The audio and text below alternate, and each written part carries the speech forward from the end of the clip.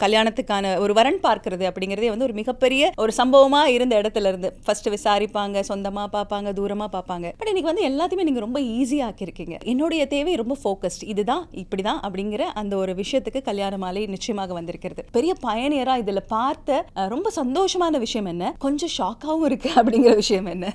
First சந்தோஷமான விஷயம் அப்படின்னு நம்ம நினைக்கிறது வந்து பெண்களுக்கு கிடைச்சிருக்கிற சுதந்திரம். 2000ல நம்ம ஆரம்பிச்சோம். அந்த பீரியட்லலாம் வந்து கிட்டத்தட்ட எப்படி இருந்தது அப்படின்னாக்கா, பெண் பார்க்க வருவாங்க, பிடிச்சிருக்கு அப்படிங்கிற அந்த உரிமை கூட பெரும்பாலும் ஆண்கள்ட்ட இருந்தது. அதாவது பெண் காத்துட்டு இருப்பாங்க, பெண் குடும்பத்துல அவங்கள்ட்ட இருந்து போன் வராதா, லெட்டர் போட மாட்டாங்களா அப்படிங்கிற மாதிரி அவங்க காத்துட்டு இருந்தாங்க. அந்த மாதிரியான இதுல இருந்து வந்து அப்படியே வந்து கல்ச்சுரல் சேஞ்சை கொண்டு வந்தது கல்யாண மாலை. 2000வது ஆண்டுல வந்து ஒரு பெண்ணு வந்து, if I am not wrong, அவங்க பேர் கிருத்திகான் பேரு. அவங்க வந்து ஒரு 3-4வது எபிசோட்லயே வந்துட்டாங்க. சிங்கிள் பேரண்ட், அப்பா இல்ல அந்த பெண்ணுக்கு. அவங்க அம்மா யோஜனையோட தான் வந்தாங்க. ஆனா அந்த பெண்ணுக்கு வந்து டெலிகாஸ்ட் முடிஞ்ச பிறகு அவங்களுக்கு வந்த கால்ஸ்ங்கிறது வந்து நான் எழுதவே முடியல. அந்த அம்மாவையும் பெண்ணையும் டெலிகாஸ்ட் முடிஞ்ச அன்னைக்கு மாலையில நாங்க சண்டே அன்னைக்கு பார்த்தோம். பார்த்த பொழுது அந்த அம்மா வந்து அப்படியே கையை இறுக்கி பிடிச்சிட்டு, எனக்கு நான் சொன்னா நீங்க நம்ப மாட்டீங்க, எங்களுக்கு வந்து 400 கால்ஸ் வந்திருக்கு, என்னால எப்படி ஃபில்டர் பண்றதுன்னே தெரியல, இந்த பொண்ணுக்கு ஒரு வரன் கிடைக்காதா நான் யோசிச்ச பொழுது இப்ப எதை சூஸ் பண்றதுன்னு தெரியலன்னு சொன்னாங்க. நீங்க முதல்ல என்ன எதிர்பார்க்கறீங்கிறத லிஸ்ட் பண்ணுங்க,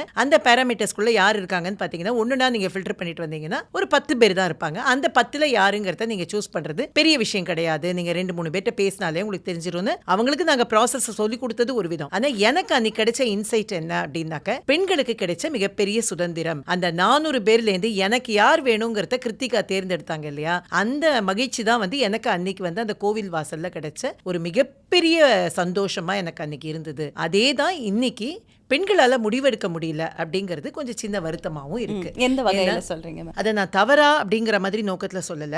நிறைய விஷயங்கள்ல வந்து நம்ம ஒரு மூணு டிகேட் முன்னாடி, ஒரு 30-40 வருடங்களுக்கு முன்னாடி பெண்கள் வந்து முடிவெடுக்கல, ஆண்கள் தான் பெரும்பாலும் முடிவெடுத்தாங்க பல குடும்பங்கள்ல. அப்படிலாம் இருக்கும் பொழுது அந்த வாழ்க்கையை பாக்குறாங்க பெண்கள், அப்பா அம்மா வாழ்ந்த வாழ்க்கையை பாக்குறாங்க, அப்புறம் அந்த சமூகத்துல இருக்கிற வாழ்க்கையை பாக்குறாங்க. கொஞ்சம் மேல் டாமினேட்டிங்கா இருந்த சொசைட்டி அவங்க பார்த்த பொழுது அவங்களுக்கு என்ன ஆயிடுதுன்னா, கொஞ்சம் ரிஜிடிட்டி இப்ப ஜாஸ்தி ஆயிடுது. சோ அதுல இருந்து இன்னும் வெளியில வரல. இப்போ ஒரு 15-20 ஆண்டுகளா பெண்கள் கொஞ்சம் ரிஜிடா, நான் முடிவு பண்றேன், எனக்கு என்ன வேணுமோ நான் முடிவு பண்றேன் அப்படிங்கறதுல. அப்ப எப்பொழுதுமே வந்து 2 பேரும் பிளெக்சிபிளா இருந்தாதான் கல்யாணங்கள் நடக்கும். ஆனா இப்ப வந்து ஒரு சைடுல இப்ப ரிஜிடா ஆயிட்டாங்க. ஒரு பக்கம் வந்து ஆண்கள் ரொம்ப வந்து கோலோச்சி இருந்த காலம் தப்பு அப்படின்னு நம்ம சொல்ற மாதிரி ரொம்ப ரிஜிடா போயிட்டாலும் நல்ல விஷயங்கள் நடக்காம போயிடும். அப்ப வந்து டிலேஸ் இன் மேரேஜஸ் நிறைய நடக்கிறது. அது கொஞ்சம் ரெண்டுத்துலேருந்து விலகி வந்து கொஞ்சம் பிளெக்சிபிளா அதாவது மேல் ஃபீமேல் 2 பேருமே கொஞ்சம் பிளெக்சிபிளா யோசிக்க ஆரம்பிக்கிற காலச்சூழல் சீக்கிரம் வரும் நாங்க எதிர்பார்க்கிறோம். அந்த டிரான்ஸ்ஃபர்மேஷன் வந்துட்டு இருக்கு.